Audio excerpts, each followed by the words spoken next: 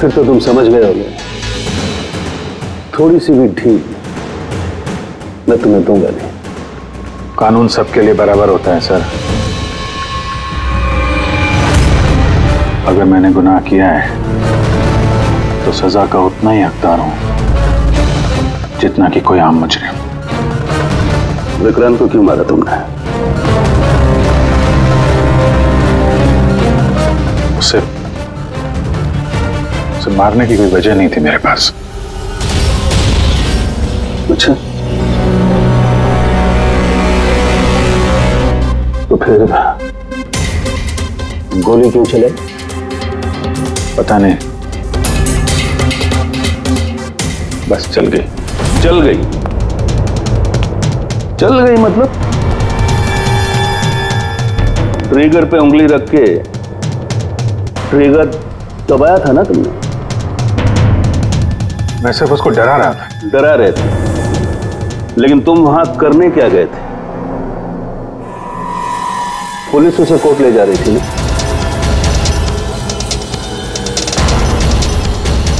मेरे वहां होने की वजह जानने के लिए आपको सर मेरा और विक्रांत का इतिहास जानना होगा। बरसों से 36 का आंकड़ा चल रहा है हमारा। कई बार वो मेरे हाथ आते आते रह गया, लेकिन इस बार मैंने उसे पकड़ लिया।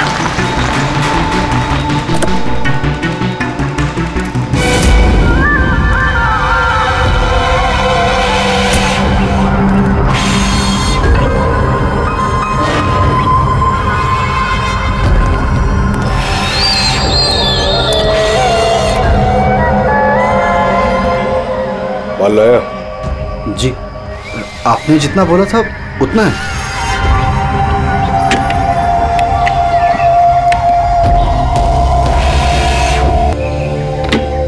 अगला कंसाइनमेंट अगले महीने की 5 तारीख को। जी।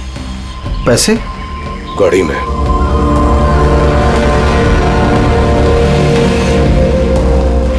क्या बात है, इतना पसीना क्यों आ रहा है?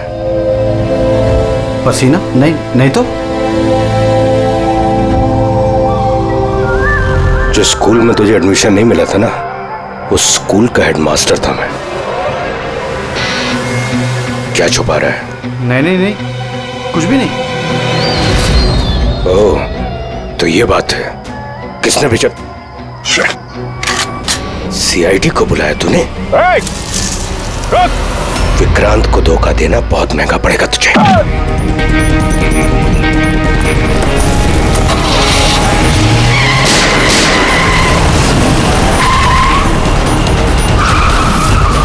और इस तरह इस बार तुम उस तक पहुंच ही गए। हाँ, लेकिन हमेशा की तरह इस बार भी विक्रांत के नसीब में जेल की सलाखें नहीं लिखी थी। नामी गिरामी अपराधी विक्रांत ने सरकारी गवाह बनने का फैसला कर लिया है। वो मकरंद के खिलाफ अदालत में सारे सबूत देगा और इसके बदले अदालत उसकी सजा काफी हद तक माफ कर देगी। इन अपराधियों को पकड़ने के लिए हम लोग दिन रात एक कर देते हैं, अपने खून पसीना बहाते हैं। क्या इसलिए कि अदालत उनको दोबारा जुर्म करने के लिए छोड़ दे? अब अदालत को दोष मत दो अभिजीत। वैसे भी मकरंद के खिलाफ उनके पास ज्यादा सबूत थे नहीं, और हमारा काम मुजरिमों को पकड़ना है, ना कि उनकी सजा तय करना। यार, तो तुमको क्या लगता है, इसको छोड़ना सही है? अब सही तो नहीं है, पर हम लोग क्या कर सकते हैं?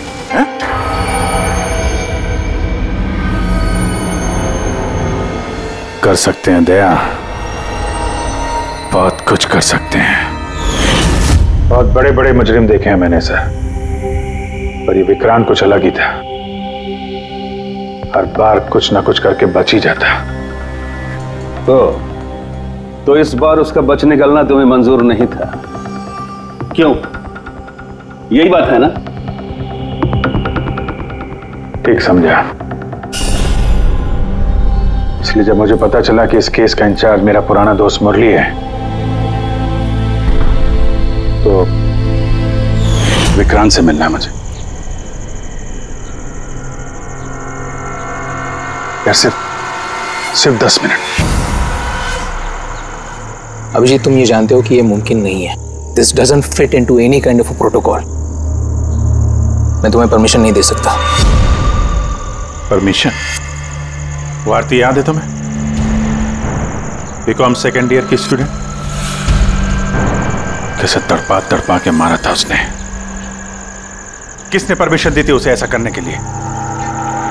और वो 80 साल की बूढ़ी औरत जिसे आंख से दिखता नहीं था, उसके हाथ पांव काट दिए थे उसने। एक 8 साल के बच्चे तक को। अभिजीत, मैं उसकी पूरी केस हिस्ट्री को जानता हूं। फिर तुम ये भी जानते होगे किसी भी जेल में 15-20 दिन से ज्यादा नहीं टिकता ये विक्रांत। यार मेरा उससे मिलना बहुत जरूरी है। एक लड़की का किडनैप हो गया, पिछले 2 महीने से नहीं मिल रही है। सिर्फ विक्रांत जानता है कहां है वो। यह लड़की की जिंदगी का सवाल है, समझो यार, सिर्फ 10 मिनट। ठीक है, लेकिन सिर्फ और सिर्फ 10 मिनट। तो इस तरह तुम विक्रांत की वैन तक पहुंचे, लेकिन तुम्हें तो सिर्फ उस लड़की के बारे में जानना था ना। ये सब कैसे हो? ये सच है सर, मैं सिर्फ लड़की के बारे में जानने गया था। मगर 5 मिनट का टाइम दे रहा हूं, दिमाग पे जोर डाल ले और अच्छी तरीके से हिला ले। आरजू कहां है? आरजू? कौन सी आरजू? किसकी आरजू? मैं नहीं जानता किसी आरजू को। वही लड़की जिसे तूने किडनैप कर रखा है। ओह सॉरी, भूल गया था। कहां रखा है उसे? जानता है अभिजीत, पिछली बार भी मैंने एक लड़की को किडनैप किया था, फिर भूल गया था। फिर अचानक 2 महीने के बाद मुझे याद आया, तो फिर जाकर देखा कि उसकी लाश कुर्सी से बंधी हुई थी और उसकी लाश पर मक्खियां भिनभिना रही थी। और अब आरजू का भी वही हाल होने वाला है। ऐसा कुछ नहीं होगा।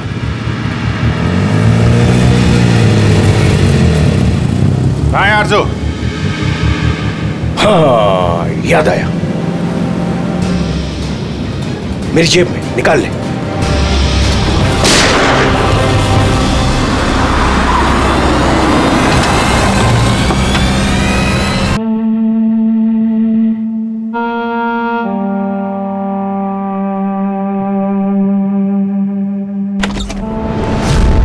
My God! Oh God!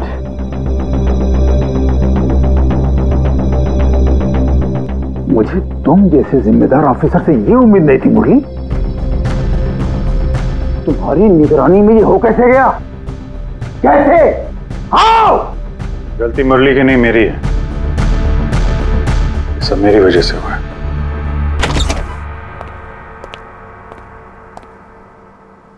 वाह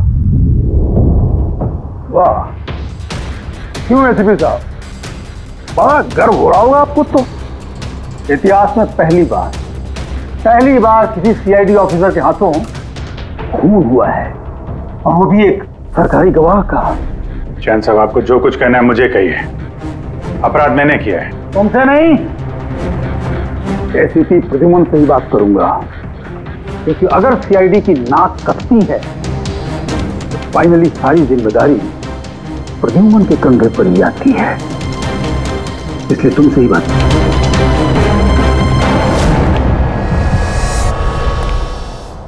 कैसे हुआ ये सब? पता नहीं सर कैसे हो गया। मैं तो सिर्फ उसे गन दिखा के डरा रहा था सर। गोली चलाने का कोई इरादा नहीं था सर मेरा। अच्छा। तो तुम सिर्फ गन दिखा रहे थे, हाँ? और गन अपने आप चल गई। तुम सीआईडी ऑफिसर हो या कोई नौसिखिए? I mean amateur shooter. मैं पहला सवाल, तुम वहां गए क्यों थे? जब कानून अपना काम कर रहा था तो तुमसे किसने कहा था बीच में टांग अड़ाने के लिए? जैन जी प्लीज, आप जरा शांति से बात कीजिए। अभिजीत एक सीआईडी ऑफिसर है, कोई राह चलता आदमी नहीं। देखो, अभिजीत मेरे लिए सिर्फ और सिर्फ एक मुजरिम है, मकरंद की तरह। हाँ, वैसे कितने रुपए लिए तुमने मकरंद से विक्रांत को मारने के लिए?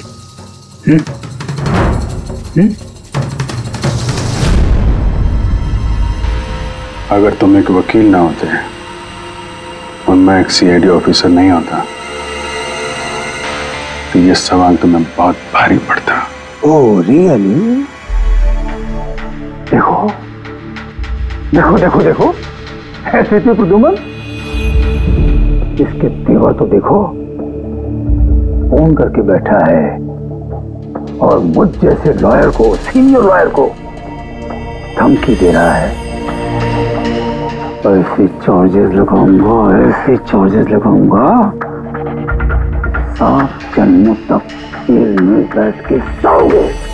ये चीज हो गए तुम वहां। मानता हूं गोली चलाई मैंने सर, विक्रांत को मार दिया, लेकिन उसे मारने का कोई इरादा नहीं था मेरा। खून सिर्फ खून होता है अभिजीत, इरादा चाहे कुछ भी हो, गलत या सही कोई फर्क नहीं पड़ता। अदालत में ये सब काम नहीं आएंगे। ये प्रोसिक्यूटर, जज, मीडिया वाले धज्जियां उड़ा देंगे तुम्हारी, धज्जियां। इस जुर्म की सजा भुगतने के लिए मैं तैयार हूं सर, लेकिन जयंत और मीडिया वाले जो मुझ पर इल्जाम लगा रहे हैं मकरंद से मिले होने का, यह मैं कभी बर्दाश्त नहीं कर सकता। अभिजीत, फिर तो तुम्हें कोई नहीं बचा सकता।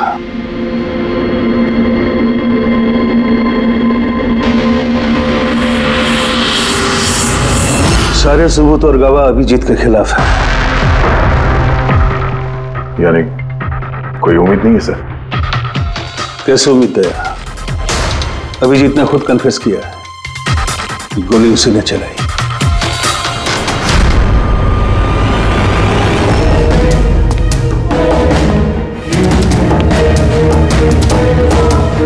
विक्रांत की मौत अभिजीत की गोली से नहीं हुई है बॉस। मतलब ये कि विक्रांत को गोली लगी है ठीक फेफड़ों के नीचे, और जब गोली फेफड़ों के नीचे लगती है तो इंसान की मौत होने में 20 से 30 मिनट लगते हैं, और विक्रांत की मौत तुरंत हो गई थी। एग्जैक्टली। इसीलिए मैं कहता हूं विक्रांत की मौत अभिजीत की गोली से नहीं हुई है, इसकी कोई और वजह है। और क्या वजह हो सकती है? उस वैन में ड्राइवर अभिजीत और विक्रांत के अलावा और कोई नहीं था। एक गोली चली है, वो भी अभिजीत के गन से। उस वक्त वैन के अंदर कोई और नहीं था, और वैन के बाहर तो कोई और हो सकता है।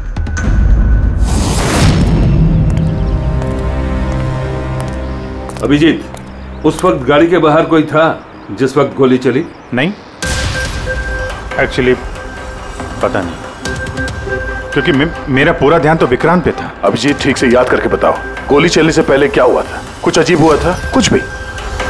गोली चलने से पहले मैं विक्रांत से बात कर रहा था और हाँ, अचानक वैन को झटका लगा, गाड़ी हिल गई और विक्रांत भी थोड़ा गिर गया और मेरा भी संतुलन बिगड़ गया और गोली चल गई। एक मिनट, झटका लगा? किस तरह का झटका? जैसे सड़क पे अचानक से कोई गड्ढा आ गया, पूरी वैन हिल गई। लेकिन यहाँ तो सड़क बिल्कुल ठीक है, दूर दूर तक कहीं कोई स्पीड ब्रेकर भी नहीं है, स्मूथ। यहाँ गड्ढा कैसे आ सकता है? हाँ साहब, झटका लगा था, मेरी पूरी वैन यूं दाईं तरफ मुड़ गई।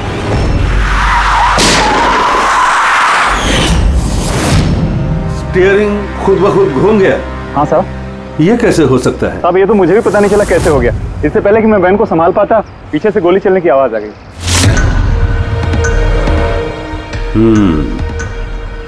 स्टीयरिंग व्हील का खुद ब खुद मुड़ जाना, गोली अपने आप चल जाना, सड़क पे कोई गड्ढा भी नहीं है। आखिर यहां हुआ तो क्या हुआ?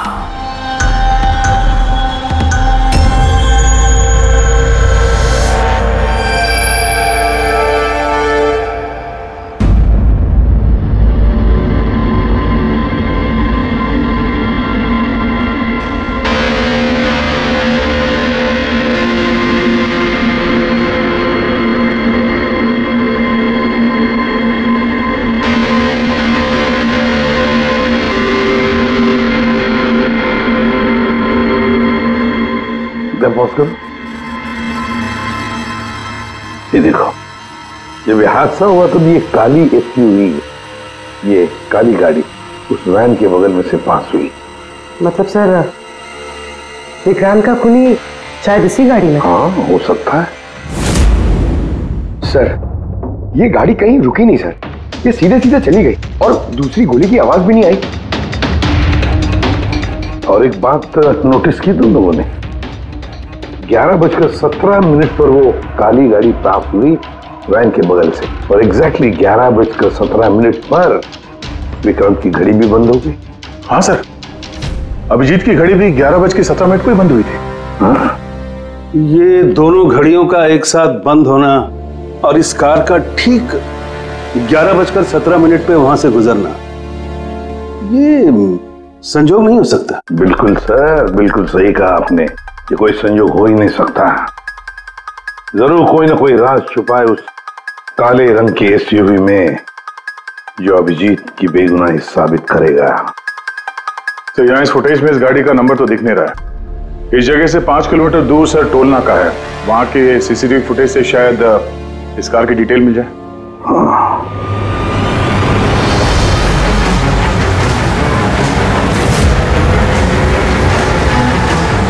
अगर वो गाड़ी टोल नाका से गुजरी ही नहीं तो यहीं कहीं आसपास होनी चाहिए, इसी इलाके में। सर, वो देखिए, काले रंग की कार।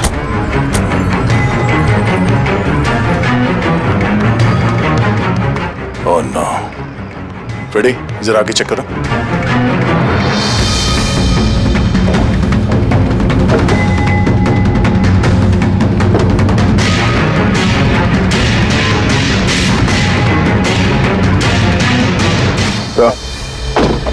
ये वही काली एसयूवी है, जला दी गई है। मतलब गाड़ी में ऐसा जरूर कुछ था जो खूनी मिटाना चाहता था। सर, ना तो नंबर प्लेट दिख रही है और ना ही चेसी नंबर, सारे सबूत मिटा दिए मुजरिम ने।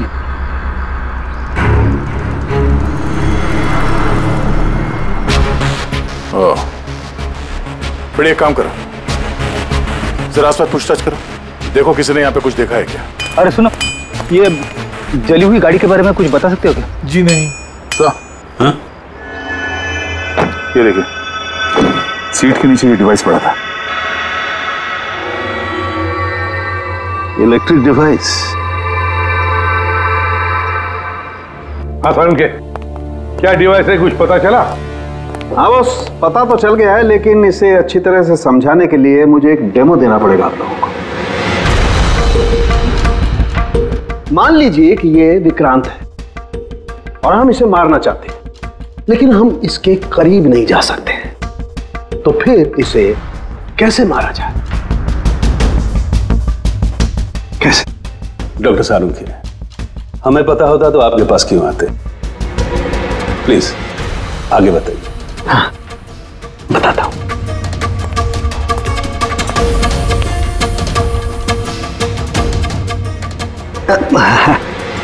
आप थोड़ा पीछे हट जाएंगे प्लीज। Thank you.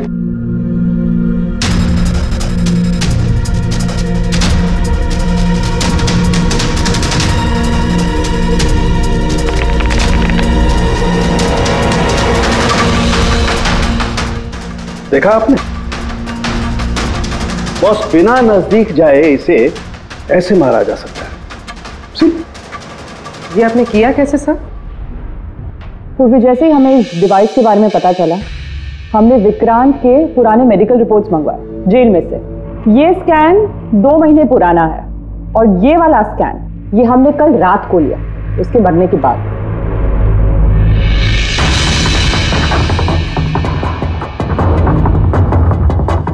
या सारंगी, इस पहले वाले स्कैन में एक छोटी सी चीज अटकी हुई है वहां उसके सिर में। वही चीज इस 2 महीने बाद वाले स्कैन में शिफ्ट हुई है, हिल गई है, पीछे आ गई है। और ये छोटी सी चीज एक शार्पनेल है बॉस, यानी गोली का छोटा सा टुकड़ा। और फिर ये शार्पनेल वहां से इस तरफ शिफ्ट हो गया जिस वजह से विक्रांत की सबड्यूरल हेमेटोमा यानी ब्रेन ब्लीडिंग की वजह से मौत हो गई। पर ये शार्पनल अपनी जगह से हिला कैसे? उसी डिवाइस की वजह से जो हमें जलती हुई गाड़ी में से मिला। तो गोलियों के टुकड़े को हिलाने का डिवाइस ही है? सिर्फ गोलियां नहीं दया, इसने और भी बहुत सारी चीजें हिलाई, जैसे कि विक्रांत के हाथों की हथकड़ी, पुलिस वैन का स्टीयरिंग व्हील, दोनों के हाथ की घड़ी के कांटे, यहां तक कि अभिजीत की गन भी। मतलब लोहे की चीजें, तो जितनी भी लोहे की चीजें हैं वो हिल गई उस डिवाइस की वजह से। Exactly boss. और लोहे का सबसे बड़ा आशिक है मैग्नेट, चुंबक। बॉस, ये है वो चुंबक जिसके जरिए मैंने इसे उड़ाया। यानी उस काली वैन में भी एक ताकतवर लौ चुंबक था, जिसकी वजह से पूरी की पूरी वैन दाईं तरफ चली गई और अभिजीत की मेटल की गन वो भी अपने आप चल गई। हाँ, और विक्रांत के सिर में जो अटका हुआ शार्पनल का टुकड़ा है वो भी शिफ्ट हुआ। सर, इतनी प्लानिंग के साथ तो वही मार सकता है जिसे शार्पनल के बारे में पहले से पता था, उसका कोई करीबी।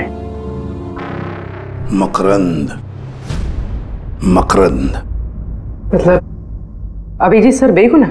No, not at all. इतने जल्दी किसी नतीजे पे पहुंचना ठीक नहीं होगा। मकरंद के खिलाफ जब तक हमको पक्का सबूत न मिल जाए, कानून की नजर में अभिजीत ही दोषी है। तो मकरंद के खिलाफ सबूत तो वही देगा ना जो विक्रांत के सेफ हाउस के बारे में जानता था, वरना मकरंद को कैसे पता कि विक्रांत किस रास्ते से कोर्ट पहुंचेगा। और विक्रांत की खुफिया जानकारी सिर्फ मुरली और उसके बाकी साथियों के पास थी। आप लोग ऐसा सोच भी कैसे सकते हो सर कि हम में से कोई गद्दारी कर सकता है? जितने ईमानदार आप लोग हैं ना, उतने ईमानदार हम लोग भी हैं। विक्रांत को कहां और कौन से सेफ हाउस में रखा गया था ये सिर्फ आप लोग जानते थे और कोई नहीं। ये सच है ना? हाँ सर, नहीं पता थी। यहाँ तक हमारे घर वालों को पता नहीं थी, तो फिर हम बाहर वालों पे क्यों इल्जाम लगाएंगे? शायद पैसों के लिए किसी ने मकरंद को यह जानकारी दी हो। प्लीज साहब, हम भी पुलिस वाले हैं, जान की बाजी हम भी लगाते हैं। आप इस तरह इंफॉर्मेशन कहीं ना कहीं से तो लीक हुई है मुरली। हाँ सर, एक्चुअली मैं भी वही सोच रहा हूँ, क्योंकि सेफ हाउस में 24 घंटे सीसीटीवी कैमरे लगे हुए थे, तो अगर भी कोई बाहर वाला अंदर नहीं आ सकता। क्या कहा आपने? चाहकर भी कोई बाहर वाला अंदर नहीं आ सकता? हाँ सर। झूठ! बाहर वाला कोई भी अंदर नहीं आया था। हाँ? क्यों? I am sorry sir, actually Jain ji कभी कभी आते थे। कभी कभी जैन जी आते थे? Yes sir. और कभी कभी जैन जी किस लिए आते थे? क्योंकि जैन जी मकरंद को हर हालत में जेल तक पहुंचाना चाहते थे। तो कहीं ये जयंती वो गद्दार तो नहीं है? वैसे भी कुछ ही दिनों में रिटायरमेंट होने वाला था, आखिरी केस था उनका। सोचा होगा संन्यास लेने से पहले थोड़े बहुत पैसे बना लो। सर। हाँ सर, वाकई जयंत ने काफी पैसे बनाए। अभी 10 दिन पहले इसने पुणे में 10 करोड़ का फार्म हाउस खरीदा है। क्या? हाँ सर, ये रहे उस पार्टी के फोटोग्राफ। एक मिनट, माय गॉड, दया पहचाना इसे? हाँ सर, ये तो जोगी है, मकरंद का खास चेला।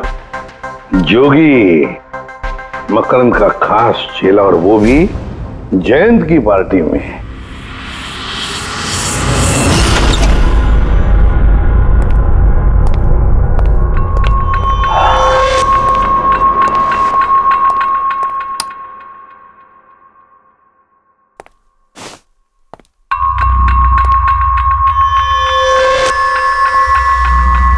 तुम यहां कैसे और मेरे घर में घुसे कैसे? हाँ? मुजरिमों को उनके बिल से निकालने के लिए बिल के अंदर तो घुसना ही पड़ता है जैन साहब। मुजरिम? मुजरिम मैं हूं या तुम? मैं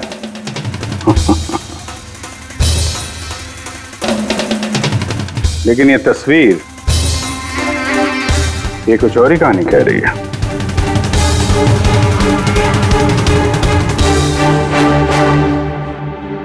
नो, आई डोंट नो, मैं नहीं जानता इसको। नहीं जानते? कमाल है, बहुत भोलेपन का नाटक कर रहे हो जयंत साहब। मकरंद के पैसों से ये फार्म हाउस खरीद लिया और अब उसके चेले जोगी को पहचानने से भी इनकार कर रहे हो। What nonsense! कौन जोगी? कैसा जोगी? मैं किसी जोगी वोगी को नहीं जानता। अगर नहीं जानते तो ये जोगी तुम्हारी पार्टी में क्या कर रहा था? देखो, मेरी पार्टी में 400 से ज्यादा लोग आए थे। अब मैं हर एक को तो नहीं पहचानता ना।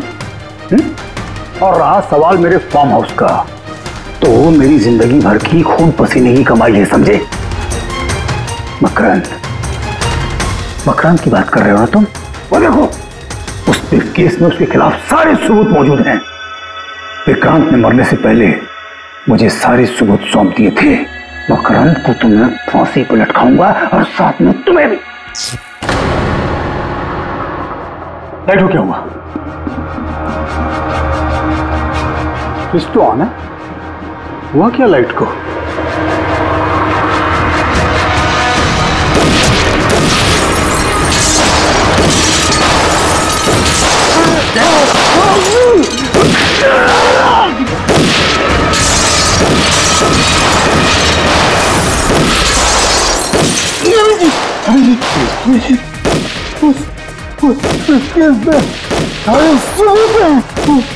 मकान के हाथ नहीं आना चाहिए।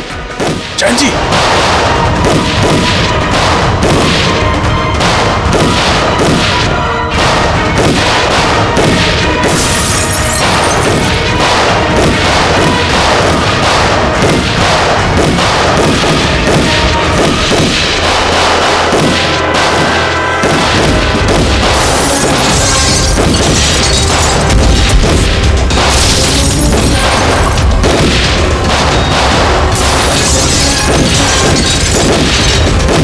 कमाल कर दी तुमने अभिजीत, वाकई कमाल कर दी। पर पूरी मीडिया तुम्हारे जान के पीछे पड़ी है, अब तो उनको लॉटरी लग गई। अब कह रहे जयंत का खूनी अभिजीत है। सर, उनके कहने से क्या होता है? आपको पता है मैं निर्दोष हूं सर। लेकिन तुम्हें वहां जाने की जरूरत क्या थी? जयंत के घर में, वहां के सीसीटीवी कैमरे में साफ दिख रहा है कि जयंत के मौत के वक्त तुम वहां थे। और सिर्फ इतना ही नहीं, अब तो पूरी सीआईडी टीम पर इल्जाम लगा रहे हैं कि हम तुम्हें बचाने की कोशिश कर रहे हैं। इल्जाम तो लगेगा ही ना प्रद्युमन। जयंत मकरंद के खिलाफ नया सबूत पेश करने वाला था अदालत में, और ठीक एक दिन पहले उसकी मौत हो गई। हाँ, लेकिन वो सबूत मुजरिमों के हाथ नहीं लगा सर। मैं लेके आया। जयंत से मरने से पहले मुझे ये सारे सबूत सौंप दिए। ये सबूत, ये फोटोग्राफ्स, ये पेपर्स, ये सबूत काफी नहीं है मकरंद को अदालत में सजा दिलवाने के लिए। काफी नहीं है ये सबूत। तो वो पेन ड्राइव से कुछ पता चल सकता है ना? अभिजीत, ये पेन ड्राइव पासवर्ड मांग रही है। जयंत ने मरने से पहले पासवर्ड वगैरह बताया था? नहीं सर, इसके पहले वो कुछ बोल पाते उन्होंने दम तोड़ दिया था। अरे यार,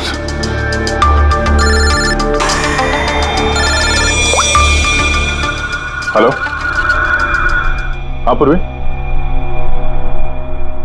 अच्छा, ओके, ठीक है सर। पता चल गया जोगी को जैन जी की पार्टी में कौन लेके गया था। कौन लेके गया था? खुद जैन जी की पीए सोनल।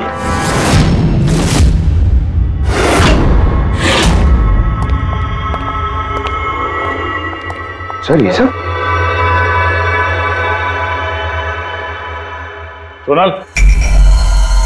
सोनल, पूरी तेरे ऊपर चेक कर।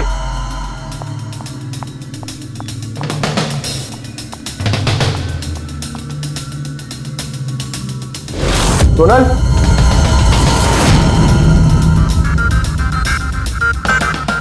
सर अंदर तो कोई भी नहीं।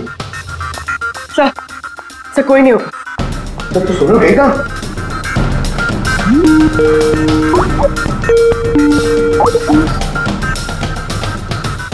Video call?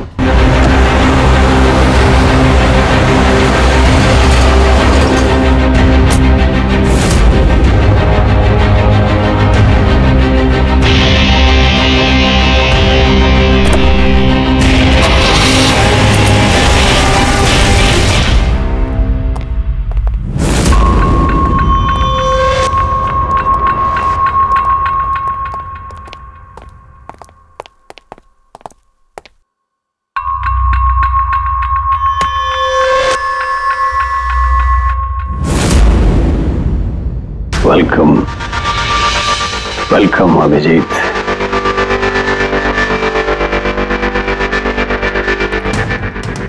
मकरंद के आशियाने में तुम्हारा स्वागत है।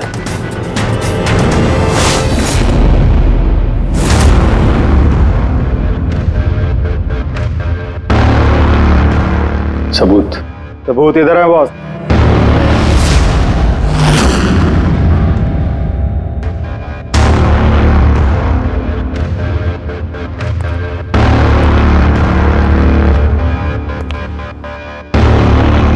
मकरंद, सबूत तुम्हें मिल चुका है, अब सोनल को जाने दो।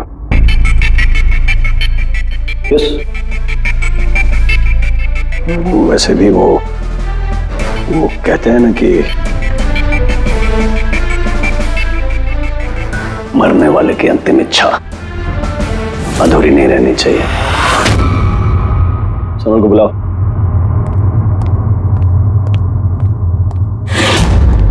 चल। सर आप। सोनल तुम ठीक हो? हाँ सर मैं ठीक हूँ। तुम जाओ यहाँ से। लेकिन सर आप। मेरी चिंता मत करो, तुम निकलो, जाओ।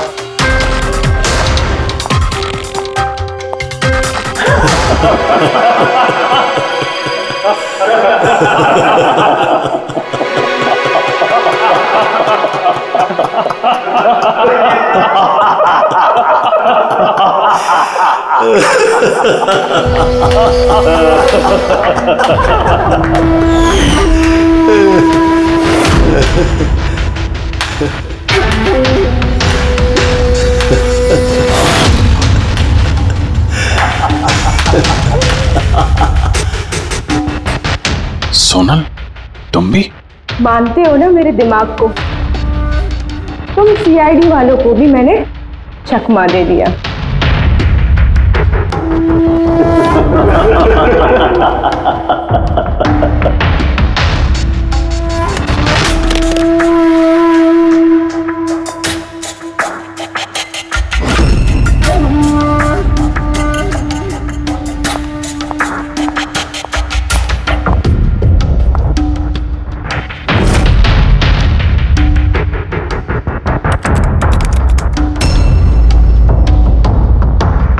मुझे पता था जयंत यही पासवर्ड रखेगा। Makaram will die. नाउ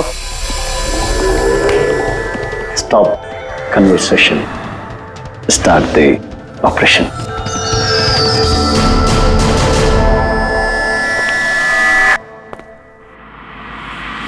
मरने का टाइम हो गया।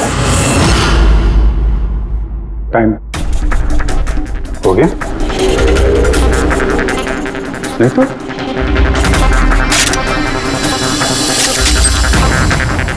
ओह, मैग्नेट, तुम लोगों को क्या लगा चुंबक को हथियार बनाना सिर्फ तुम लोगों को आता है?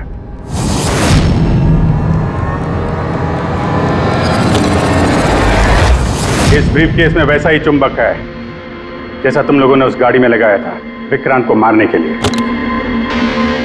मकरंद, खेल खत्म तुम्हारा।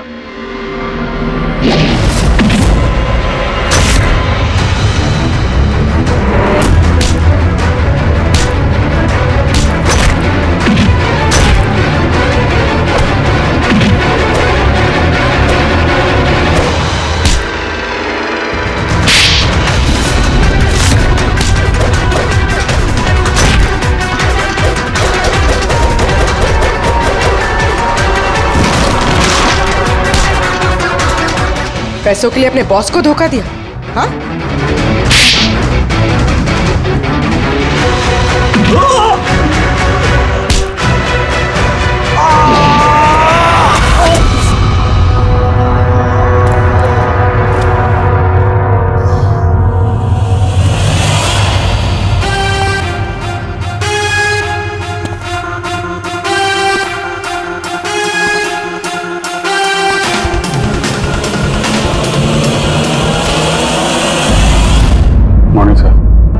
कॉन्ग्रेचुलेशंस अभिजीत, फाइनली तुम पर लगे सारे इल्जाम आज धुल ही गए और एक बार फिर उसी गर्व के साथ तुम सीआईडी की ड्यूटी ज्वाइन कर सकते हो।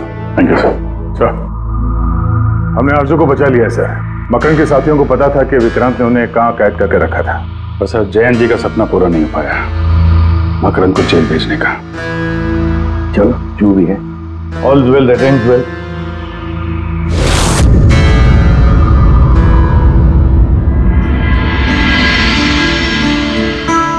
संभालो अपनी अमानत को।